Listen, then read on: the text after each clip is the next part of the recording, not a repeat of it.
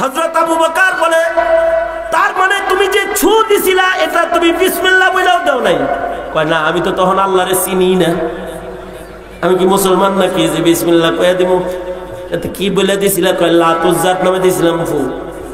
হযরত আবু বকর বলে, তাহলে লাত উজ্জার নামের খানা বুঝি তুমি আমারে খাওয়াইবা? শরাব। সাথে সাথে খাবারকে সরায় ফেললেন হযরত আবু বকর। যে 2 লুকমা খাইছেন এইটাকে বাইর করার জন্য পাগল হয়ে গেলেন। কারণ আবু বকরের ভয় লাত উজ্জার নামের খানা পেটে লইয়া যদি মরণ হয়, আর অথবা যদি লাত উজ্জার নামের খানা আমার পেটে হজম হয়, আর এই খাবারের কোনো উপকার যদি আমার দেহে ঢুইকা যায়, তাহলে হাদিসের ভাষ্য মতে হারাম খানা দিয়ে যে দেহ গঠন হয় ও দেহ দোজকে যাবে। হযরত আবু বকর সাথে সাথে পেট বইরা পানি পান কইরা মুখের ভিতরে উঙ্গুলি প্রবেশ করালেন এবং বমি করলেন, আবার পানি পান করলেন, আবার বমি করলেন। নিজের পেটের ভিতরে যাওয়া রুটির গোশত যা কিছু পেটে গেছে এগুলো বমির সাথে সব বাইর হয়ে আসলো। হযরত আবু বকর তখন শুকর আদায় করে বললেন, আলহামদুলিল্লাহ, 1 লুকমা হারাম খানা পেটে যায় নাই। এই যে আবু বকরের 3 দিনের ক্ষুধার যন্ত্রণা পেটে নিয়েও এমন কাজ করতে তিনি সক্ষম হয়েছেন, এটা অস্ত্রের ভয় না, শক্তি ছিল হলো আল্লাহর ভয়। وقال النبي صلى الله عليه وسلم كما تعيشون تموتون وكما تموتون تبعثون أو كما قال عليه الصلاة والسلام اللهم صل على محمد وعلى آل محمد كما صليت على إبراهيم وعلى آل إبراهيم إنك حميد مجيد اللهم بارك على محمد وعلى آل محمد كما باركت على إبراهيم وعلى آل إبراهيم إنك حميد مجيد بلغ العلا بكماله كشف الدجى بجماله حسنت جميع خصاله صلوا عليه وآله আসাদুজ্জামান খান দারুল উলুম মাদ্রাসার উদ্যোগে আয়োজিত মহতি 2 দিন ব্যাপী 34তম বার্ষিক মাহফিলের আখিরি দিনের মোহতারাম সভাপতি, উপস্থিত হযরত বুজুর্গ উলামায়ে কেরাম, সম্মুখপানে সমবেত দিন প্রিয়, ইসলাম প্রিয়, দিনদার ইমানদার মুমিন মুসলমান ভাইয়েরা, বুড়া বাবারা, যুবক ভাইয়েরা, পর্দার আড়ালের মা বোনেরা, বিশ্বজগতের মালিক, বিশ্ব প্রতিপালকের বিশ্ব দরবারে কালিমাতুর শুকর যে মহান রব্বুল আলামিন অত্যন্ত দয়া করে, মায়া করে, ভালোবেসে রহমতি বরকতি জান্নাতের টুকরা বাগানে উম্মতের আলেমদের সোহবতে একটি বিশাল জামাতের পাগড়ি প্রদানের মাহফিলে আল্লাহ তাআলা আমাদের আসার বসার তৌফিক দান করেছেন। এজন্যে কালিমাতুর শুকর পড়ি, শুকরিয়া আদায় করি, জবান খুলে ভক্তি ভরে সমস্বরে আওয়াজ করে উচ্চ কণ্ঠে উচ্চ আওয়াজে একযোগে একসাথে সকলে বলুন আলহামদুলিল্লাহ। গতকালকে থেকে শুরু করে আজকে পর্যন্ত ওলামা হযরতগণ বহুত গুরুত্বপূর্ণ নসিহা আপনাদেরকে উপহার দিয়েছেন। আমি বরকতের নিয়তে আপনাদের সামনে আয়াত এবং হাদিস পেশ করেছি, এগুলোকে সামনে করে খুব সংক্ষেপে কিছু কথা আপনাদের কানে পৌঁছাইবার ইরাদা রাখি। আল্লাহ তাআলা কিছু উপকারী কথা আপনাদের কানে পৌঁছে দেওয়ার তৌফিক দান করুন। আপনারা দোয়া করুন, বলুন আমিন। দুনো হাত উপরে তুলেন তো, সোজা করেন, সোজা করেন। হ্যাঁ, রাত 12টা বেজে গেছে তো, প্রায় কয়টা বাজে? 11:30। সোজা করেন, আঙুল খোলেন, নাড়াচাড়া দেন দেখি। এবার জবান খুলে বলেন সুবহানাল্লাহ। আরো জোরে আওয়াজ করে বলেন সুবহানাল্লাহ, আলহামদুলিল্লাহ, লা ইলাহা ইল্লাল্লাহ, আল্লাহু আকবার, আল্লাহু আকবার, আল্লাহু আকবার। জোরে বলা সুন্নাত, জোরে বলেন আল্লাহু আকবার। আল্লাহু আকবার যত জোরে বলবেন শয়তান তত দূরে চলে যাবে। বলেন আল্লাহু আকবার। আবার বলেন আল্লাহু আকবার। মাশাআল্লাহ। তো কোনো ধরনের ভূমিকা ছাড়া আমি কিছু মৌলিক কথা যেটা আপনাদের কানে পৌঁছে দিতে চাই সেই দিকে চলে যাই। দুই ধরনের মাখলুক আল্লাহ তাআলা বানাইছেন। এক ধরনের মাখলুক হলো যাদেরকে আল্লাহ তাআলা ইচ্ছা শক্তি দেন নাই, তাদের নিজস্ব কোনো ইচ্ছা নাই। যেমন ফিরিস্তার নিজস্ব কোনো ইচ্ছা নাই, ফিরিস্তাদের নিজস্ব কোনো ইচ্ছা বাসনা ইখতিয়ার এটা নাই। চাঁদের নিজস্ব কোনো ইচ্ছা নাই, সূর্যের নিজস্ব কোনো ইচ্ছা নাই, পাহাড়ের নিজস্ব কোনো ইচ্ছা নাই, আকাশের নিজস্ব কোনো ইচ্ছা নাই। আল্লাহ তাআলা যাকে যেভাবে রেখেছেন সে সেভাবে থাকবে, তাদের নিজস্ব কোনো ইচ্ছা শক্তি নাই। আমাদের নবীজি মেরাজ থেকে এসে আল্লাহর রাসূল বলেন, মেরাজের সফরে আসমানে আল্লাহর রাসূল কিছু ফেরেশতাকে সেজদারত দেখেছেন। এরা সৃষ্টির পর থেকে সেজদা দিয়েছে, এখনো মাথা তুলে নাই, কিয়ামত পর্যন্ত তোলার ইচ্ছা হবে না। তারা কিয়ামত পর্যন্ত সেজদার হালতে থাকবে। কিছু ফেরেশতা আছে যাদেরকে রুকুর হালতে রেখেছেন, তারা কিয়ামত পর্যন্ত রুকুর হালতে থাকবে। কিছু ফেরেশতা আল্লাহর আরশ কাঁধে নিয়ে দাঁড়িয়ে আছে, কোনোদিন তারা বলবে না আমার ঘুম দরকার, অথবা পা ব্যথা করতেছে, অথবা একটু ঘুরে আসি, একসাথে এত দাঁড়ায় থাকতে কষ্ট, এগুলো বলবে না। এমনকি হযরত ইসরাফিল আলাইহিস সালাতু ওয়াস সালামকে আল্লাহর রাসূল দেখে এসেছেন যে হযরত ইসরাফিল সিংহা মুখে নিয়া এক পা সামনে দিয়া এক পা পিছনে দিয়া সিংহা মুখে লাগায়া সকল শক্তি গলার কাছে এনে দাঁড়িয়ে আছে। কবে কিয়ামত হবে আর আল্লাহ তাআলা ইসরাফিলকে বাঁশি বাজাইতে নির্দেশ করবে সে তো বহু দূর। এর ভেতরে কোনোদিন ইসরাফিলের এটা চিন্তা আসবে না যে অবসর আছে একটু ফেসবুক চালায় নেই, একটু প্রথম আসমান থেকে ঘুরে আসি, অথবা একটু বেড়ায় আসি, একটু বিশ্রাম নিয়ে আসি, কিয়ামতের আগদা এসে সিংহা মুখে লমুনি। আবার এ ধরনের ইচ্ছা শক্তি ফেরেশতার কোনোদিন আসবে না, কারণ আল্লাহ তাআলা সৃষ্টিগতভাবে এদেরকে ইচ্ছা শক্তি প্রদান করেন নাই। আল্লাহু আকবার বলেন। আজব সৃষ্টি আল্লাহ পাকের, যে ইচ্ছা শক্তি আল্লাহ তাআলা দেন নাই। যেমন সূর্যকে ইচ্ছা শক্তি দেন নাই, আল্লাহর ইচ্ছায় উদয় হয়, আল্লাহর ইচ্ছায় ডুবে যায়। যেখান থেকে আল্লাহ উদয় হতে বলেছে সৃষ্টির আদিকাল থেকে সেখান থেকে উঠতেছি, যেখানে ডুবতে বলছে সেখানে ডুবতেছি, এক সেকেন্ডের গরমিল করে না। সূর্যকে যে পথে শীতের দিনে চলতে বলেছে ওই পথে গরমের দিনে চলে না, যে পথে গরমের দিনে চলতে বলেছে সে পথে শীতের দিনে যায় না। আল্লাহর নির্বাচিত নির্ধারিত কক্ষপথ তারা কখনো অতিক্রম করে না, কারণ এই অতিক্রম করার জন্য যে ইচ্ছাটা দরকার সেই ইচ্ছা শক্তি আল্লাহ তাআলা ওদের দেয় নাই। পাহাড় গাছ যেখানে দাঁড়িয়ে আছে সেখানেই দাঁড়িয়ে আছে, এক চুল আগায় না পিছায় না।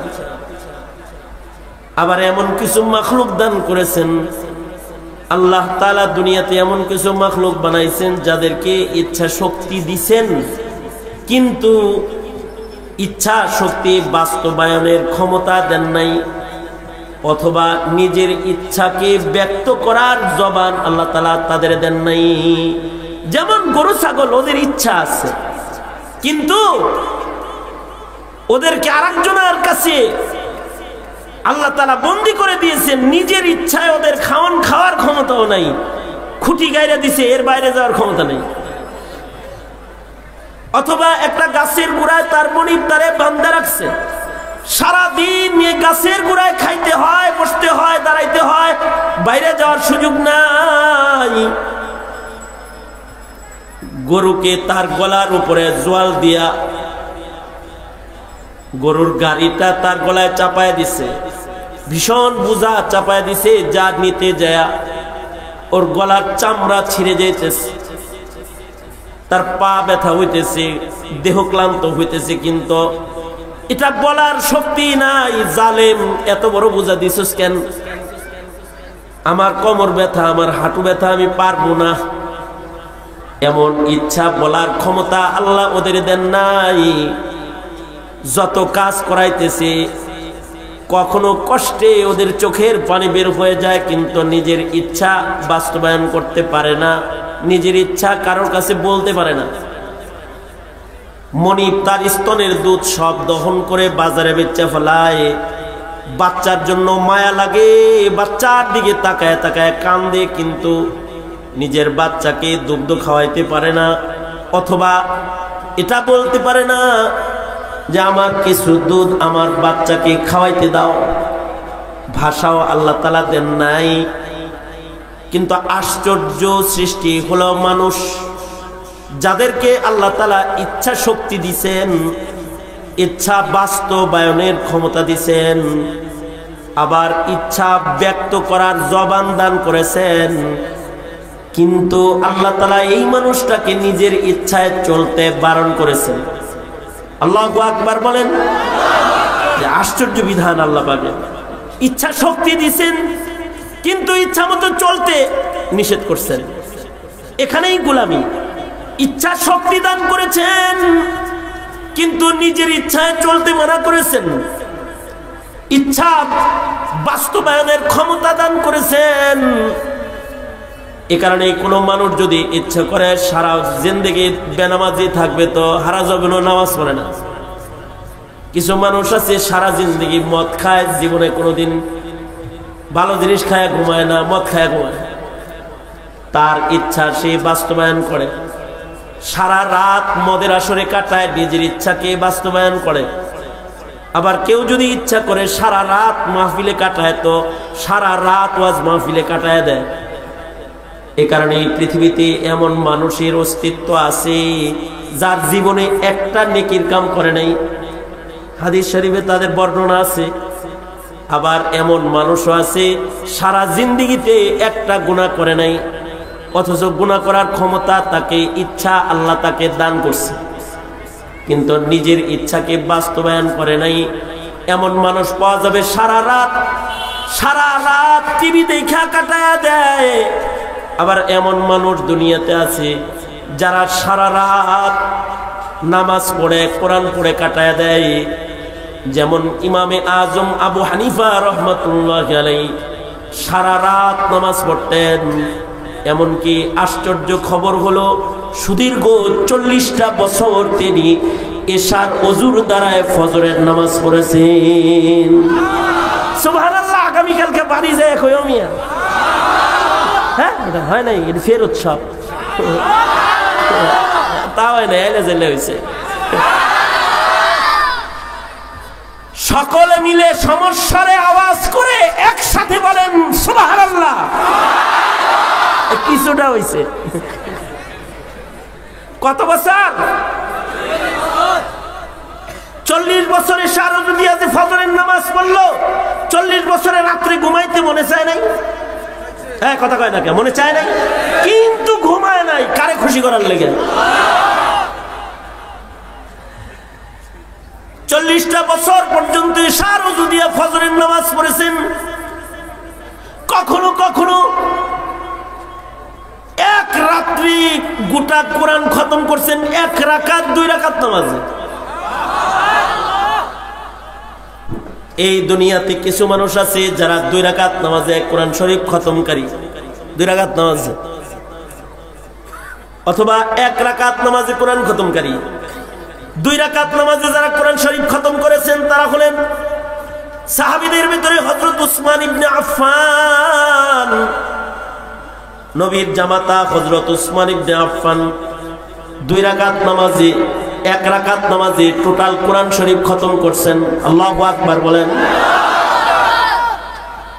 সাহাবীদের ভিতরে হযরত উবাই ইবনে কাব রাদিয়াল্লাহু আনহু 2 রাকাত নামাজে 1 খতম কোরআন শরীফ পড়েছেন।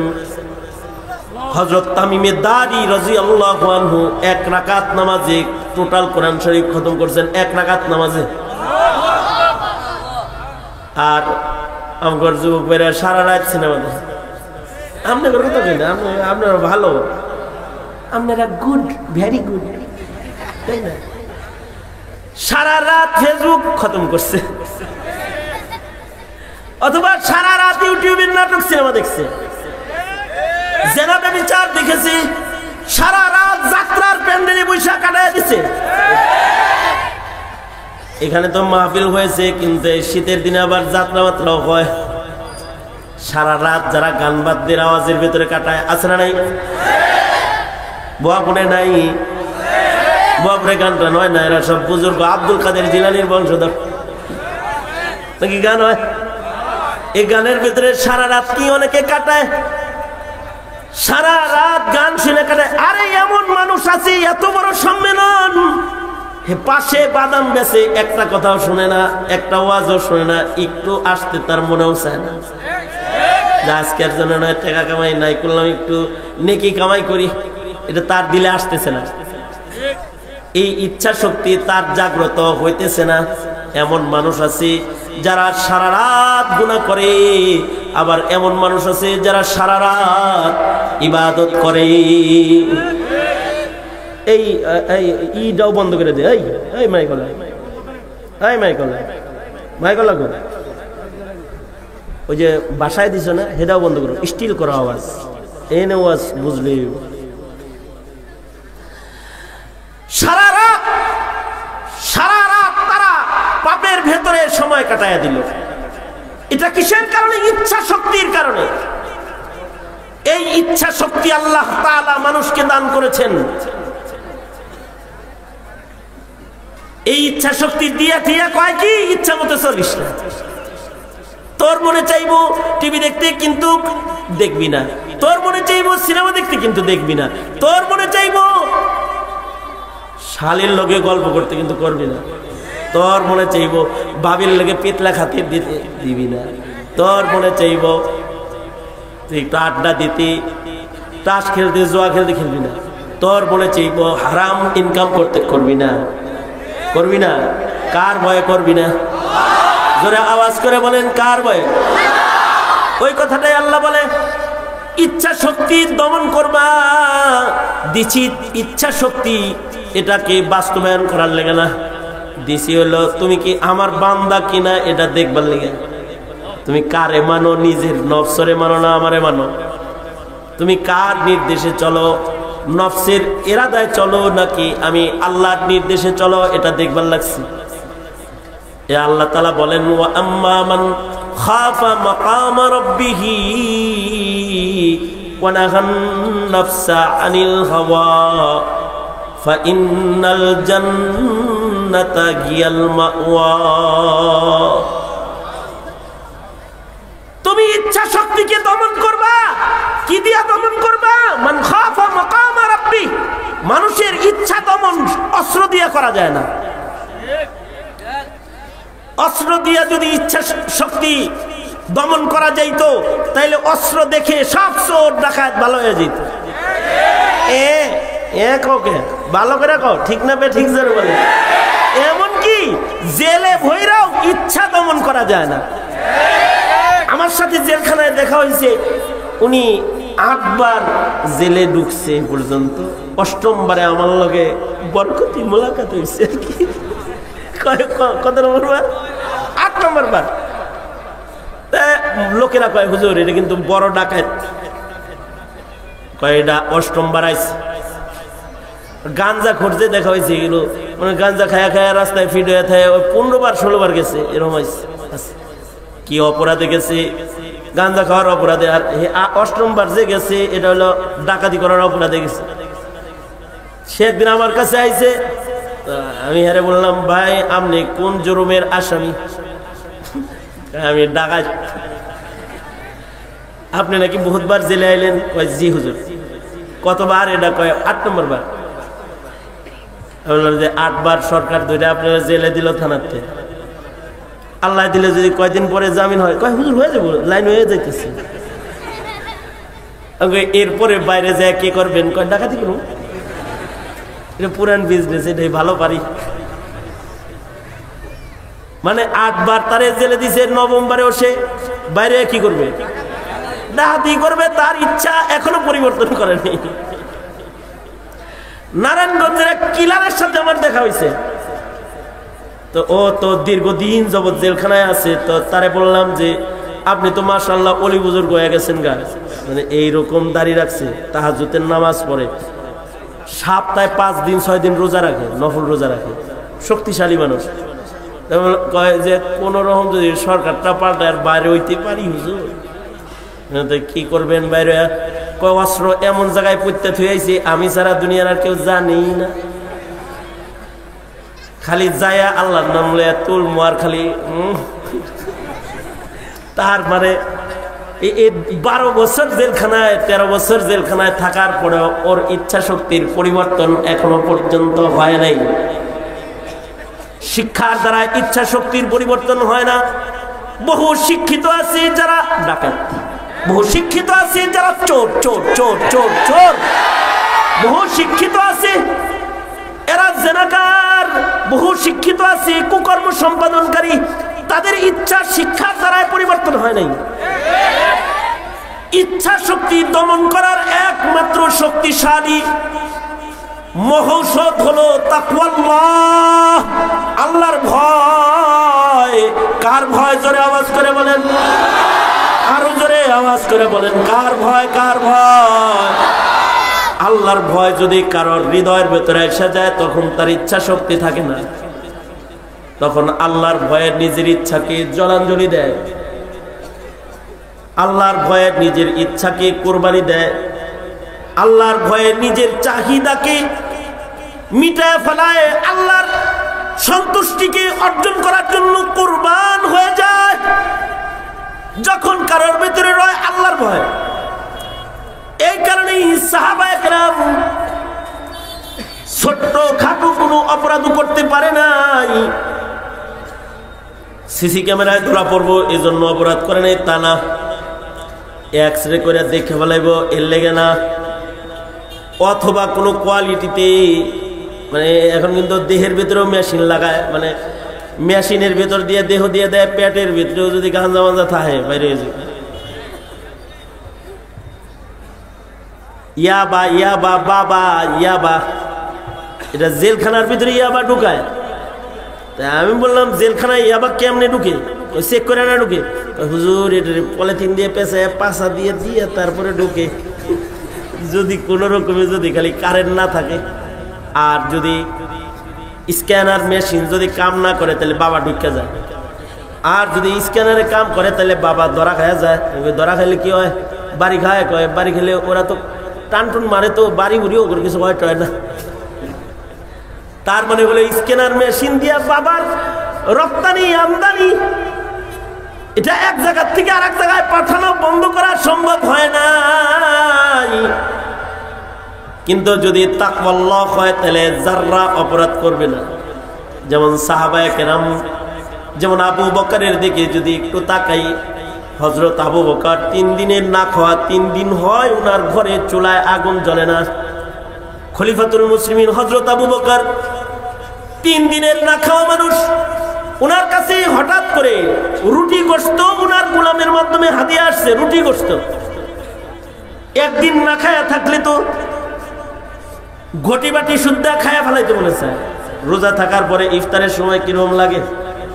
তার ভেতরে যদি কোনো মানুষ 3 দিনের না খাওয়া থাকে আর তার সামনে যদি 3 দিনের না খাওয়া মানুষের সামনে যদি রুটি গোশত দেওয়া হয় তাহলে কিরকম আগ্রহের সাথে খাবে? হযরত আবু বকর প্রচন্ড ক্ষুধার্ত, আর উনি খাইতেছেন, লুকমা উঠাইছেন, খাবার সামনে পায়া খাওয়ান শুরু করছেন, চিবাইতেছেন খাবারের লুকমা, কিছু পেটের ভিতরে গেছে, আর যিনি খাবার আনছে তার লোকে গল্প করতেছে, এই তোর বাড়িতে এত সুন্দর রান্না হয়েছে রে। এখন যিনি খাবার আনছে তিনি কয় এটা আমার ঘরের খানা না, তাই খাবার করতে আইছে, কয় এটা হলো হাদিয়ার খানা। কে হাদিয়া দিছে? কয় আমি একজনের চিকিৎসা করছিলাম। মানে বিষয়টা বুঝাইতে চায় যে জ্বরে বক মরে ফকিরের কেরামতি বাড়ে।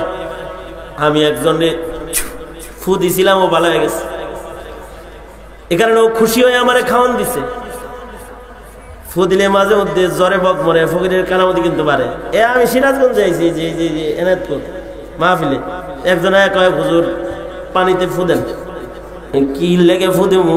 কয় আমার বাগনির বাচ্চা হয় না। আমি বাচ্চা কি আমার কাছে আছে নাকি? আমি ফু দিলে বাচ্চা হইব? না হুজুর, গত বছর আমার বাস্তির জন্য আপনার কাছ থেকে পানি পরা নিয়েছিলাম, এটা এখন 7 মাস। মরছি তো কি কয়, 7 বছর ধরে বাচ্চা হয় না, এটারে ফু দিছিলেন, পানি খাওয়াইছি আর বাচ্চা হয়েছে, পেটে বাচ্চা 7 মাস। আমি বললাম শির কইব, তওবা কর।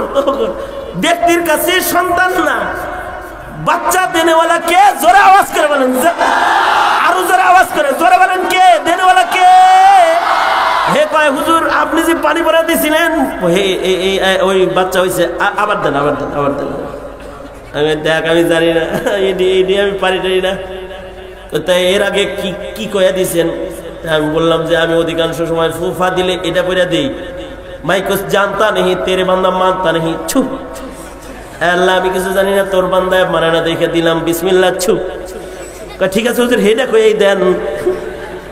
তার মানে হলো জ্বরে বক মরছে, ফকিরের কারামতি বাড়ছে, জ্বরে একটা বক মরছে, এখন ও আমারে এটার চিকিৎসক বানায় হালাইছে। গোলাম বলে কি, আবু বকর জ্বরে বক মরেছে, ফকিরের কারামতি বাড়ছে, আমি একজন রে ছু করছিলাম, এটা তো ভালো হয়ে গেছে। এখন সে খুশিতে আমার জন্য ভালো খাবার রান্না করে নিয়ে এসেছে, কিন্তু আমি যখন তার এই চিকিৎসা করেছিলাম তখন আমি কাফের ছিলাম, জাহিলিয়া। হযরত আবু বকর বলে, তার মানে তুমি যে ছু দিছিলা এটা তুমি বিসমিল্লাহ বলেও দাও নাই? কয় না, আমি তো তখন আল্লাহরে চিনি না, আমি কি মুসলমান নাকি যে বিসমিল্লাহ কয়ে দিব? এতে কি বলে দিছিলা? কয় লাত উজ্জার নামে দিছিলাম ফু। হযরত আবু বকর বলে, তাহলে লাত উজ্জার নামের খানা বুঝি তুমি আমারে খাওয়াইবা? সারা সাথে সাথে খাবারকে সরায় ফেললেন হযরত আবু বকর। যে 2 লুকমা খাইছেন এইটাকে বাইর করার জন্য পাগল হয়ে গেলেন, কারণ আবু বকরের ভয় লাত উজ্জার নামের খানা পেটে লইয়া যদি মরণ হয়,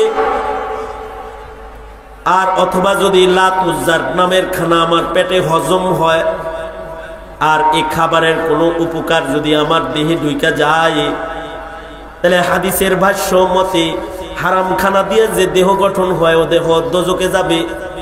হযরত আবু বকর সাথে সাথে পেট বইরা পানি পান কইরা মুখের ভিতরে উঙ্গুলি প্রবেশ করালেন এবং বমি করলেন, আবার পানি পান করলেন, আবার বমি করলেন।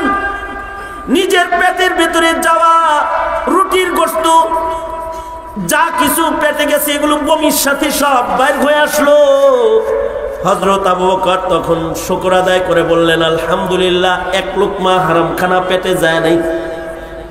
এই যে আবু বকরের 3 দিনের ক্ষুধার যন্ত্রণা পেটে নিয়েও এমন কাজ করতে তিনি সক্ষম হয়েছেন, এটা অস্ত্রের ভয় না, শক্তি ছিল হলো আল্লাহর ভয়। ঠিক কিনা জোরে আওয়াজ করে বলেন, আল্লাহর ভয়।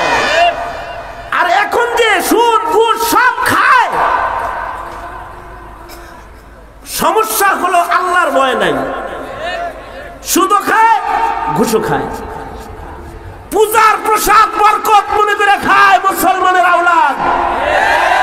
পূজার প্রসাদ কেন খায়? আল্লাহর ভয় নাই, এ কারণে খায়। হযরত উমরের কথা মুয়াত্তা ইমাম মালিকে আছে হযরত ওমরের কথা, যে হযরত ওমর দুধ পান করেছেন। দুধ পান করার পরে হযরত ওমর যিনি দুধ দিচ্ছে তারে বলতেছে, বাহ, তোমার গাভীর দুধ তো চমৎকার। এই লোক বলে, হুজুর আমি গরিব মানুষ, আমি গাভী পাবো কই? কয় তাহলে কিসের দুধ আনছো? তোমার বাড়ির দুধ খাওয়াইতেছো না? না না না।